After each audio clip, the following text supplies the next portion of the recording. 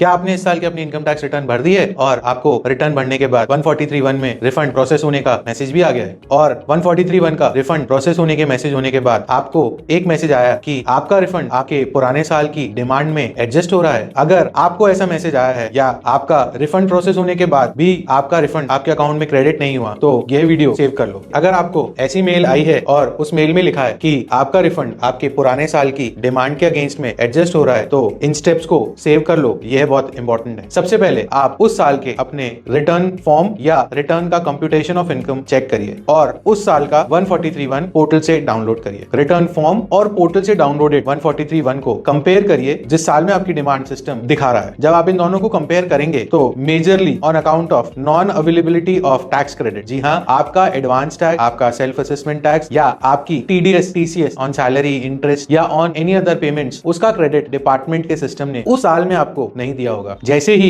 आप वो reason identify कर लेंगे उसको आप AO को एप्लीकेशन अंडर सेक्शन 154, जी हाँ, एप्लीकेशन अंडर सेक्शन 154 बनाकर AO को फॉरवर्ड करिए और उसके साथ में अपने रिटर्न का कंप्यूटेशन या रिटर्न फॉर्म, साथ में form 26AS for that year along with a detailed note that I have filed my return of income claiming these deductions and credit for these taxes, out of which while processing yourself has only granted credit for these taxes as well as not granted or granted only these deductions, and accordingly the return as filed for that year in which your demand is created needs to be rectified. Once you move an application under 154 to your AO, he will take the necessary action and rectify that apparent mistake from record. Once this apparent mistake from the records is rectified, then you can submit the refund reissue request on the income tax portal. अगर आपको नहीं पता कि refund reissue request portal पर कैसे generate की जाती है तो मुझे कमेंट सेक्शन में रिफंड टाइप करें और मैं आपको बताऊंगा कि रिफंड रीइश्यू रिक्वेस्ट पोर्टल पर कैसे जनरेट की जाती है और कैसे बैंक अकाउंट वैलिडेट किया जाता है।